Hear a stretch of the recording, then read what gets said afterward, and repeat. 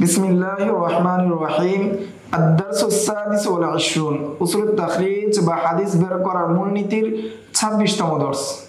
এই দর্সে আমরা ফেহরিসের 6 নম্বর কিতাব মিফতাহুস সুনান ইবনে মাজাহ সম্পর্কে বিস্তারিত জানব।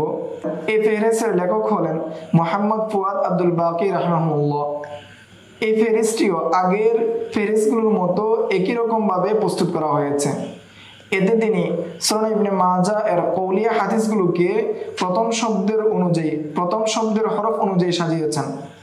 প্রতিটি হাদিসের তরফুল হাদিস উল্লেখ করেছেন, পাশাপাশি সুনান ইবনে মাজাহ রকমুল হাদিস উল্লেখ করেছেন এবং পৃষ্ঠা নাম্বার উল্লেখ করেছেন। এই ফেহরিসটি নিজের সম্পাদনায় প্রকাশিত সুনান ইবনে মাজাহর শেষাংশে সংযুক্ত করা হয়েছে। এটি অত্যন্ত উপকারী একটি সূচিপত্র বা ফেহরিস, যা গবেষককে দ্রুত হাদিস খুঁজে পেতে সহায়তা করে। 3 নম্বর বিষয় হলো হাদিসের সংখ্যা।